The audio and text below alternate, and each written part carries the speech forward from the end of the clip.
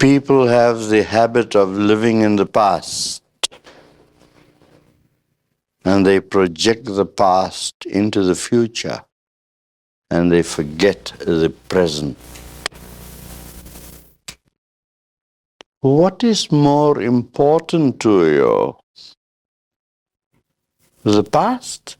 The past is gone, and the future might never come. But to be able to live in the present. Where are you now? Ask yourself that question. You are in the present.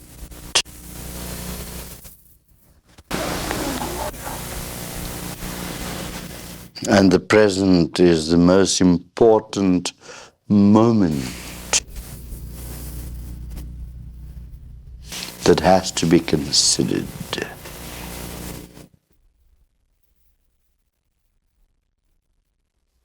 I am now in the presence of our family together. Oh shit, this. I must try and get myself some new clothes.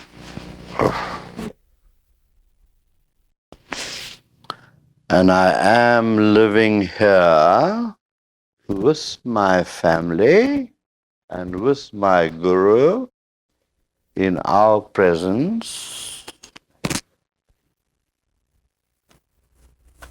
And this is the present. And if you realize this fact in life, you will live in the presence. And what is that presence that you live in? The presence of divinity.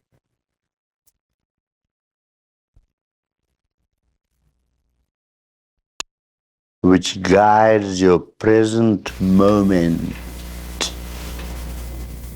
and makes you live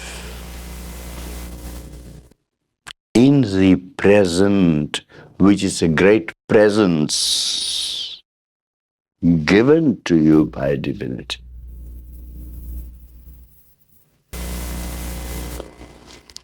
Divinity is not in the past and neither in the future.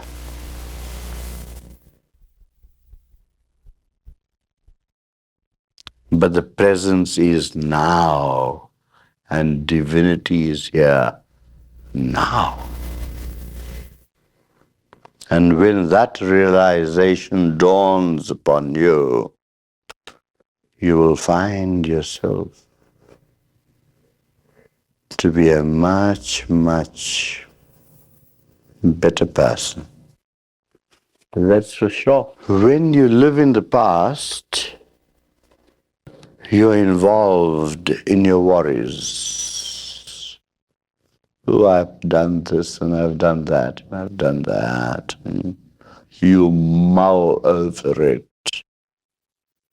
And you lose the moment of the presence. And then, after that, you project it into the future. I'm going to a party next week. Right, you say that to yourself. Okay, now, the party's only next week on Saturday. But from now on, you're thinking what kind of dress you're going to put on. And you devise this and you devise that and you go shopping to look so beautiful. But everyone is doing that. And you will be surprised, there will be 5 women there, for example, that will have the same kind of dress. So where are you? Rather be undressed.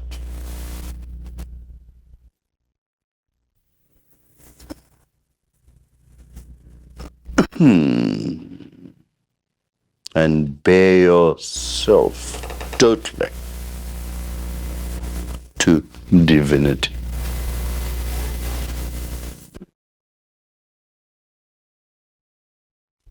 And when you bare yourself, your mind, heart and soul to divinity, then you are living life. Otherwise, it is just stupidity. You're stupefied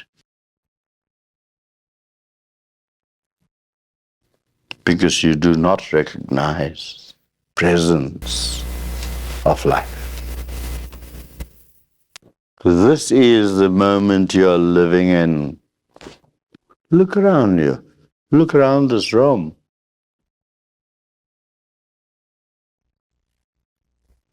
What have you noticed in this room? What? What is your awareness?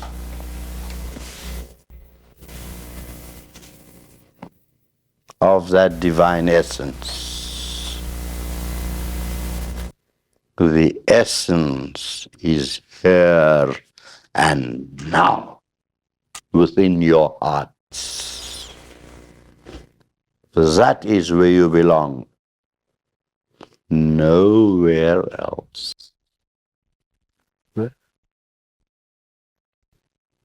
The past is past, the future is unknown. But this is where you live, in this present moment, and enjoy this present moment. For that very enjoyment of the present moment is to recognize the divine essence that is within you. So, why beat around the bush?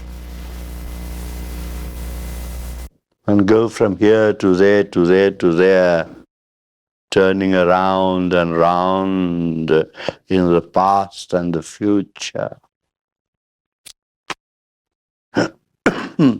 When you can just go to the garden, and capture the presence. The beautiful rose is growing there in the garden, but you beat round the bush of life and ignore the beauty of that beautiful rose. So why can you not be one with that rose?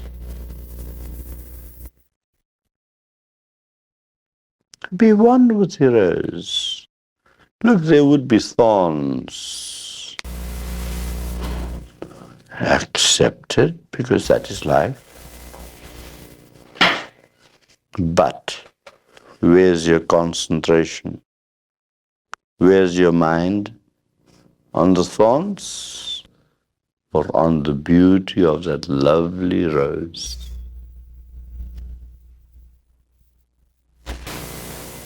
That is the idea of life.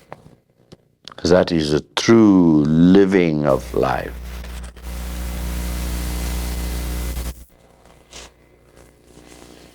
I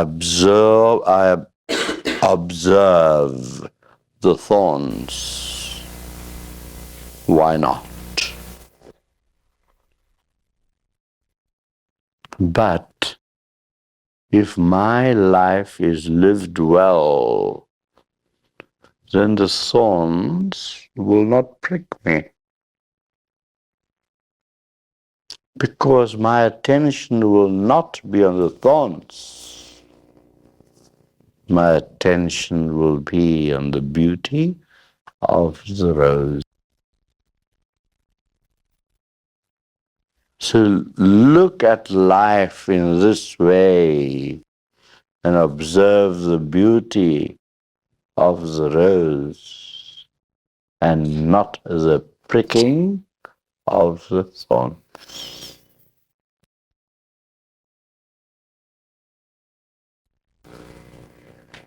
There again we come to the subject of mental attitude.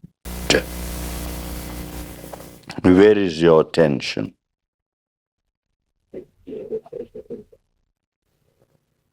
On the thorns or on the rose? Think about that. You're looking very beautiful this morning, dear.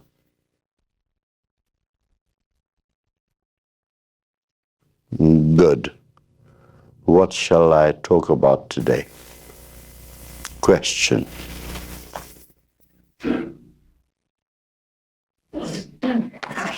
These profound philosophical questions coming up. Beloved Guruji, how can yearning the fire of love coexist with the peace which passes all understanding? Very good.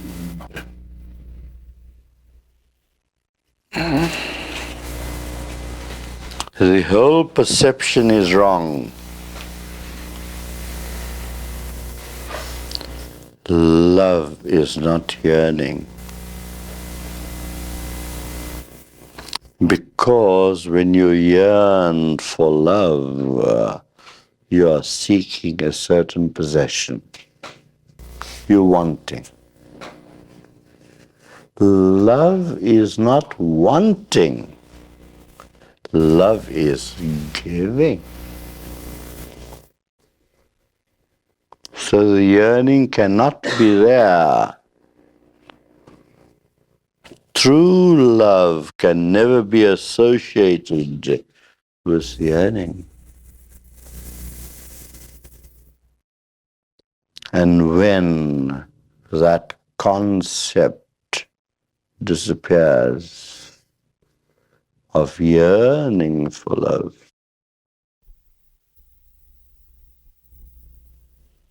then you will experience true love.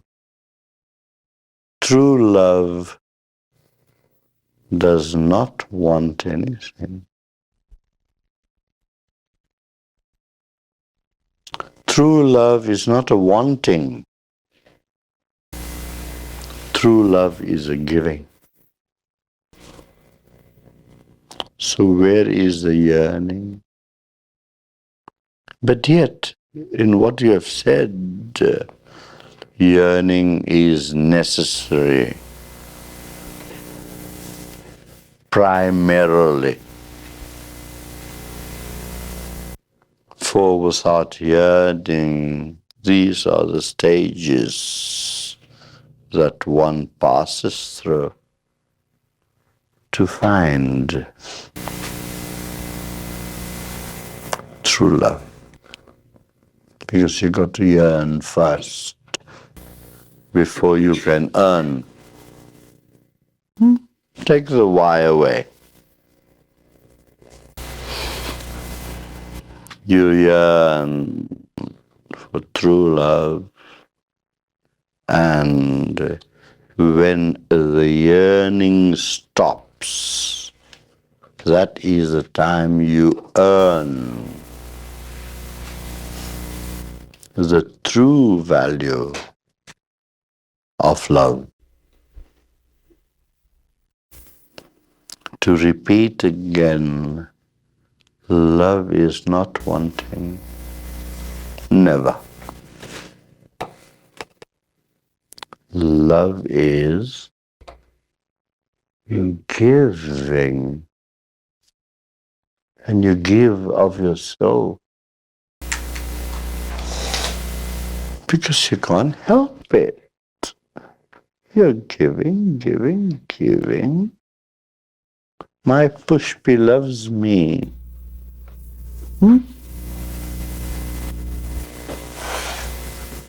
Not because she yearns, but because she just gives of her heart to me. to my heart in total purity. That is the secret. And by that, you'll pass and find peace beyond understanding. Understanding is created by the mind.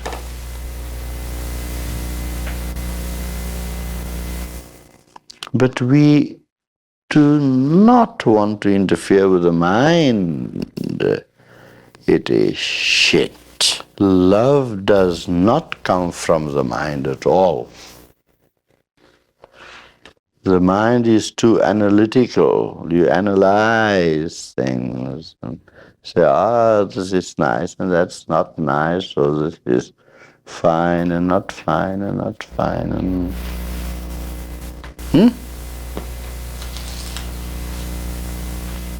But the heart does not analyze.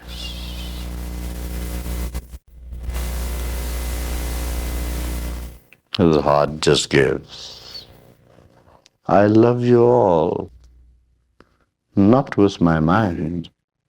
I love you all with the heart, which does not analyze anything. You might be the greatest sinner in the world. I don't care a damn. Only thing I know is this, that I love you. Without any analysis. That is the secret of becoming closer and closer to that divinity. Divinity does not analyze. Divinity is just but an energy. Now, what we as little humans have to do, by the way, I don't belong to this planet. I'm from somewhere else.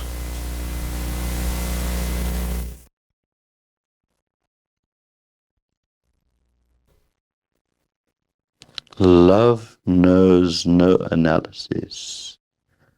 Divinity never analyzes.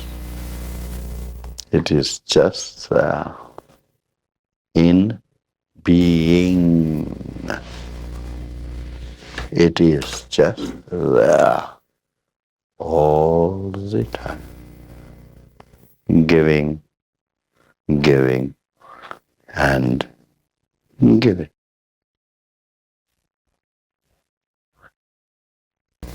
And that is the way you find the peace that goes beyond all understanding. Understanding is a quality of the mind, but peace is a quality of the heart. The mind will never give you any peace because the mind is filled with all kinds of complexities and all kinds of conflicts. But when you go inside here, there is the peace which passeth all understanding. What do we mean by understanding? It is analytical. You understand this, or you understand that, or you understand whatever bull. Peace does not need that. Peace needs no understanding. Therefore, we say, to repeat again, there's a peace that passeth all understanding.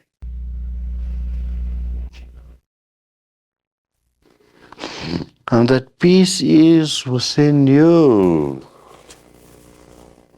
It is there. You're born from peace. You must live in peace. And you must leave this world in peace.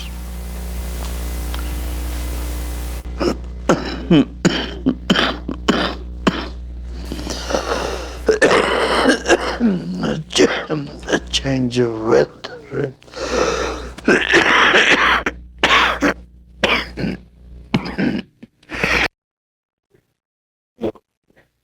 I beg your pardon.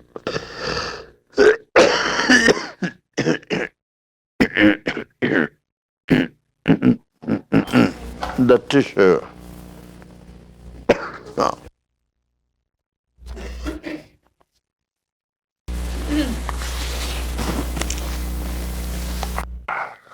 I beg your pardon, sorry. But I've got a bad chest.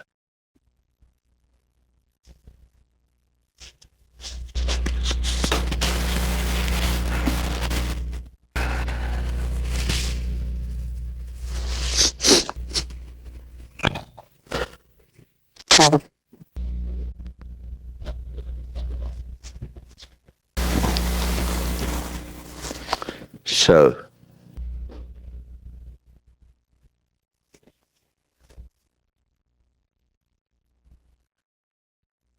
you haven't given my eye a handkerchief, darling.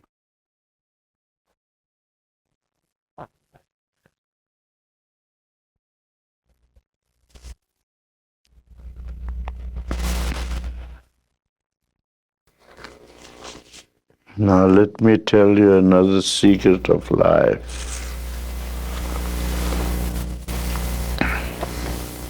That peace has nothing to do with understanding. Nothing at all. As I said before, understanding is analytical. You try and analyze and work out your computerized mathematical problems. Not important. But peace is felt here within.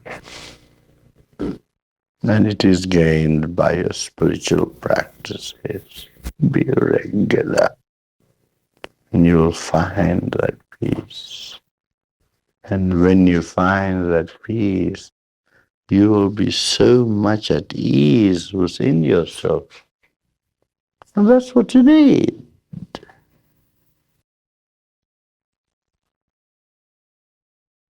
What is understanding? Huh?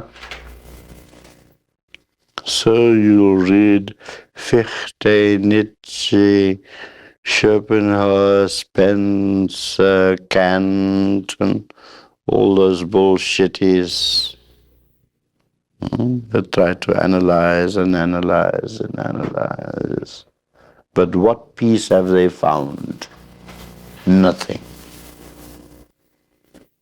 I've studied their lives, and they were the most disturbed people in the world.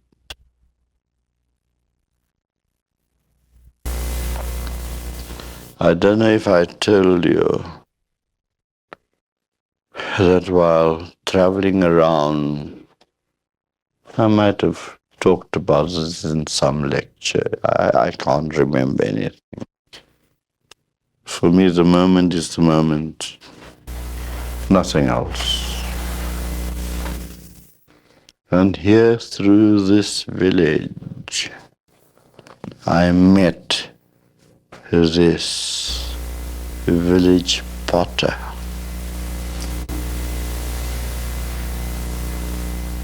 He was there making his pots, clay pots.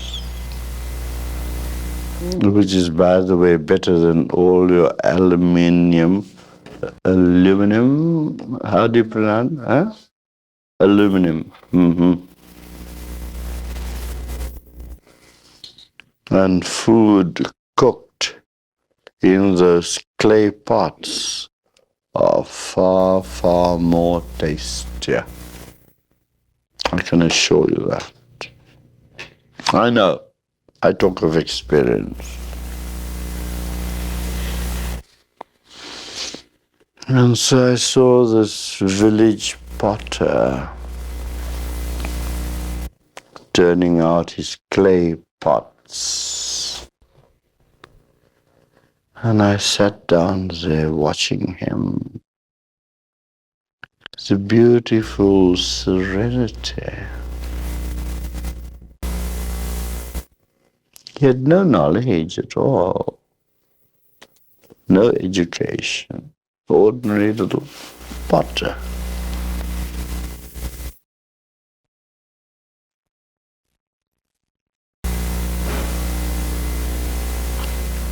But his very presence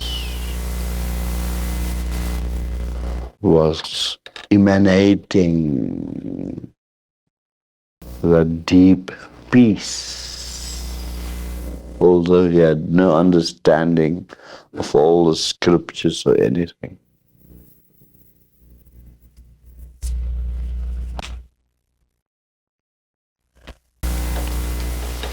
He was very poor. And we had one chapati together. Chapati, you know, Indian bread.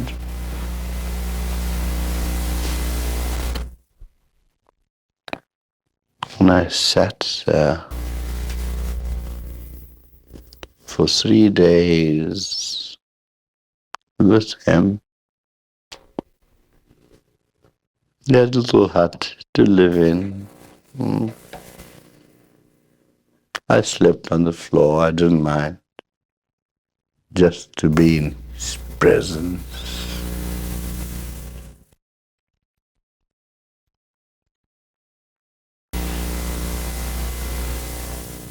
I asked him, teach me something. And his reply was this, I know nothing.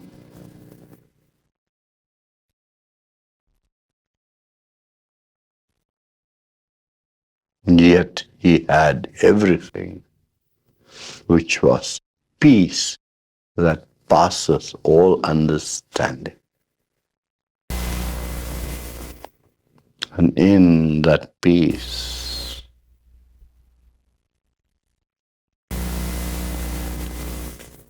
I found so much knowledge in his peace. Because through the mercy of our Lord, I absorbed some of his peace as you are absorbing my peace.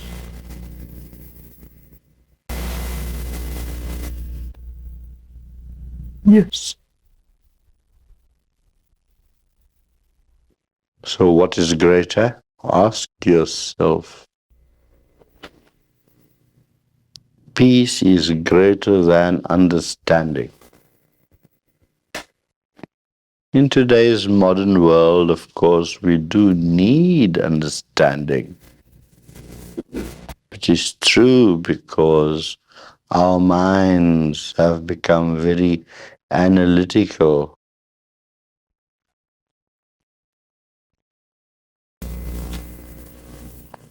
And we want to know the reason for everything. Now I'll tell you something else, which might be surprisable, which might be surprising. Do not be reasonable, become unreasonable, which means without reason. Not unreasonable, that's the wrong word, I'm sorry. Non-reasonable. Where all the different kinds of understandings gained is nullified, and then going beyond the mind that keeps on reasoning and reasoning and reasoning, disappears.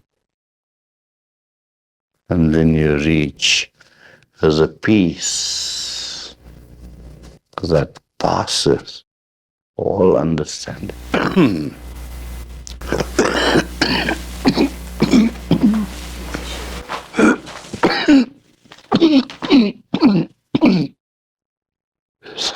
Thank you, mother. Thank you. So in order to find peace,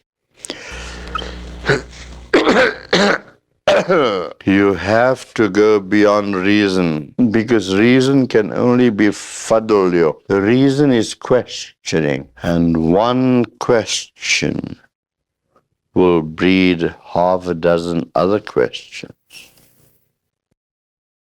And the half a dozen other questions will breed another dozen questions. And so, what happens to you? The mind becomes more and more befuddled, as I said.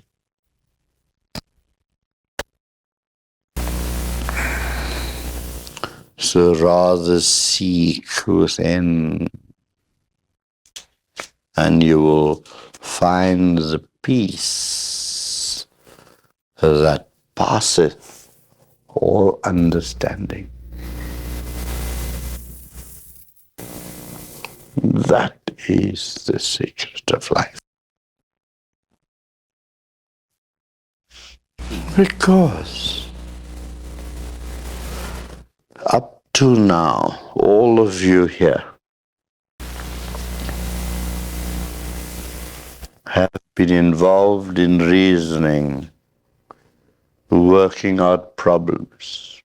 That's all you've been doing. And do you know the solution of one problem creates another dozen problems? It never ends. So how far does your understanding go? Nowhere. It goes nowhere. But peace, that is something different. Where there's no reasoning, no questioning, and just being oneself. And that is the goal of your lives, to be at peace. Is that not what you want? Everyone desires it, but they do nothing about it. Damn it. Stupid asses.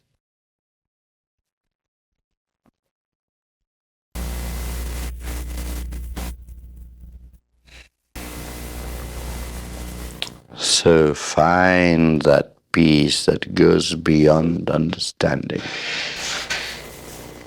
I can only guide you to it. I can show you the path.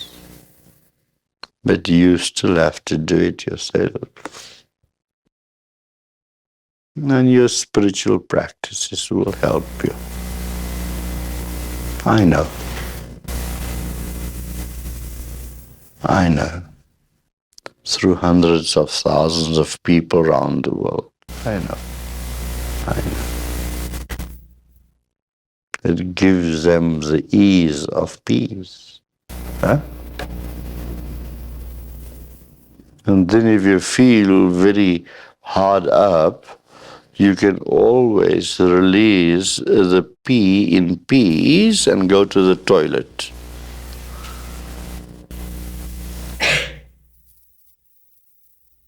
Good. Now you guys relax a bit.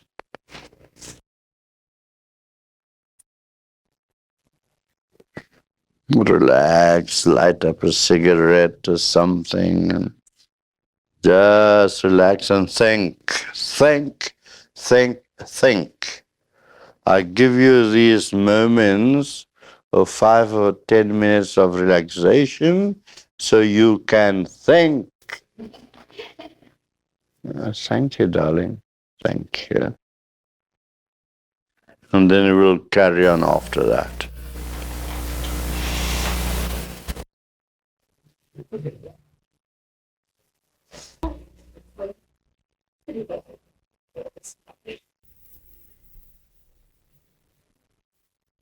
What time did you go to bed last night? Maxie? About 2 o'clock. And what time did you get up this morning? About 8 o'clock. Did you have breakfast? Good.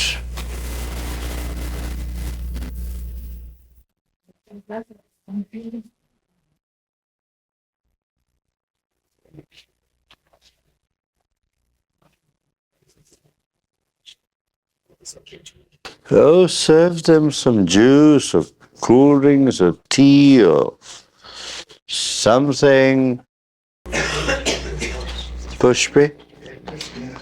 Have you got any tea or something there or cool drinks or... No, you don't have. Okay. No. No, I'm thinking of my family. Oh, you did. Good. Okay.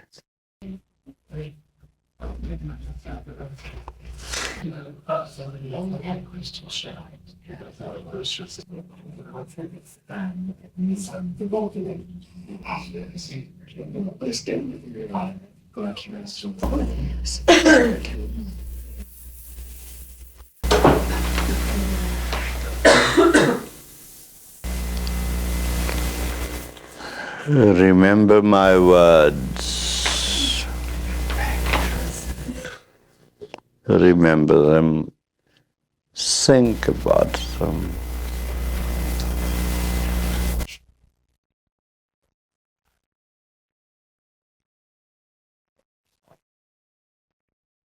Will do you good. That would be a path to find peace through understanding. So understanding is also important. It's a step on the path to peace.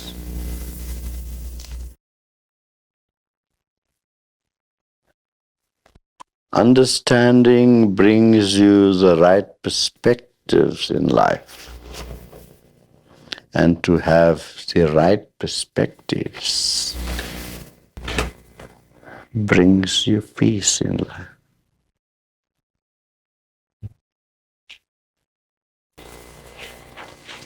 When you have wrong perspectives, then peace becomes a disease.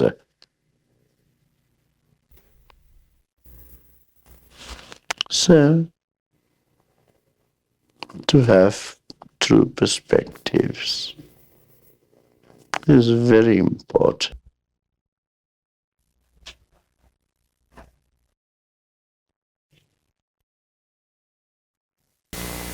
So, one step leads to another.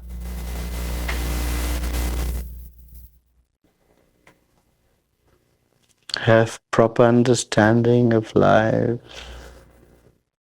and surely that will help you with your spiritual practices. and the power that our Lord imparts through me to you all.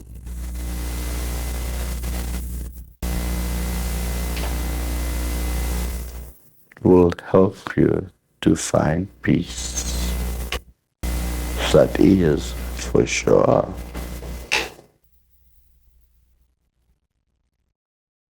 Isn't God great? He sure is. Repeat. Isn't God great? Sure is. Isn't God great? That's it. You got the idea.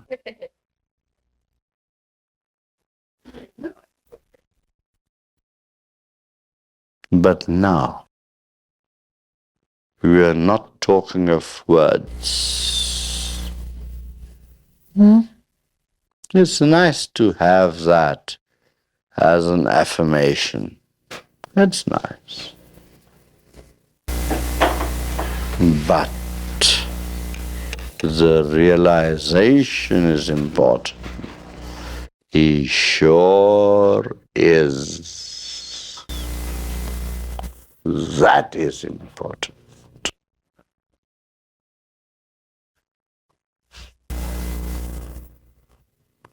And once we have that realization, we proceed from a mental understanding to the result that he sure is, and that is peace.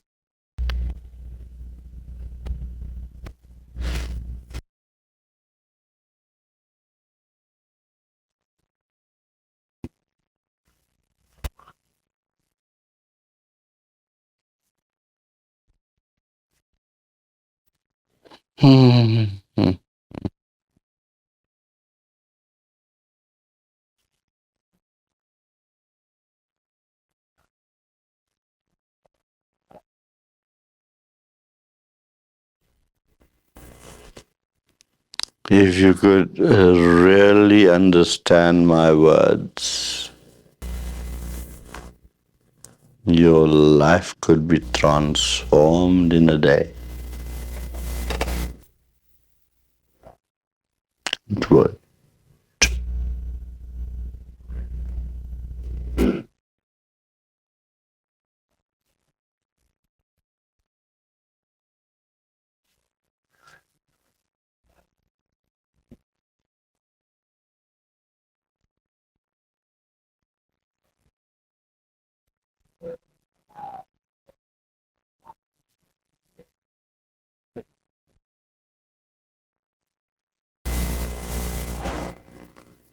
I don't only teach by my words. No.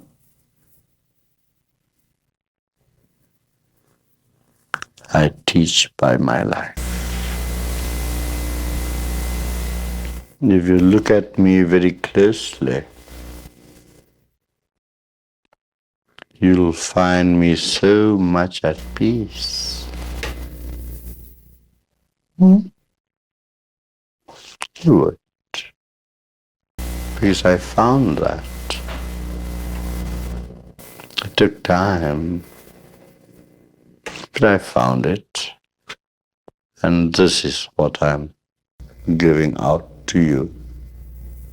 My peace.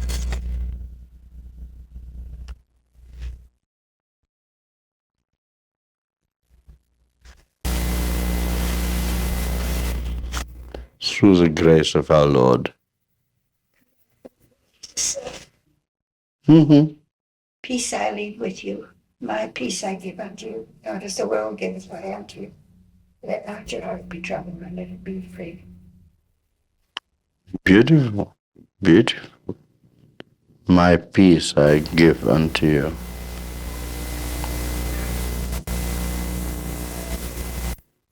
Very good.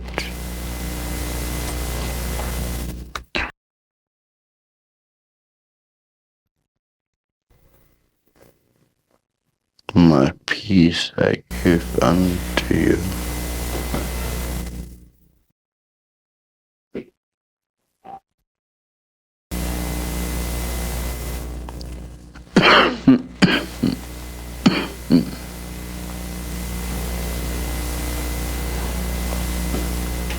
But there's another side of the question, Mother,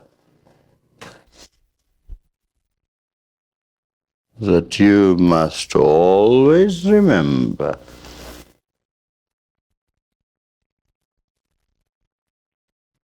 My peace I give unto you, but you have to be receptive to receive it. If you are not receptive, it's like water on a duck's, what do you call it, duck's tail? Water. Water on a duck's back. Huh?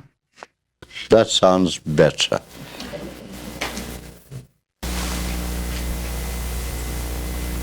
So you have to be receptive to accept it. You can have the strongest seed, but if the ground is not fertile, the plant won't grow. Make your grounds fertile. You can make love to a barren woman, and she will not conceive. And yet your seed is powerful.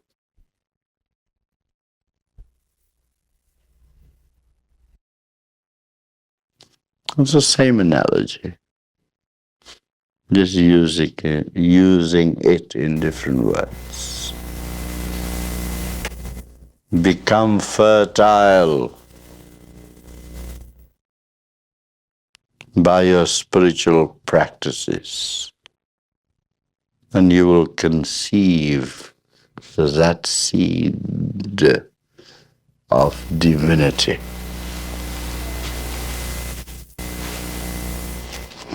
So you're right, Mother. My peace I give unto you. And you can only gain some benefit by it if you are fertile, if the land is well cultivated. Then that seed will grow into a beautiful plant or whatever. That's important. So make yourselves fertile. And you can do that easily if you're regular in your spiritual practices. I promise you, I promise you, I promise you. And my words is gospel truth. Not my words, it's his words. I'm a shit ass.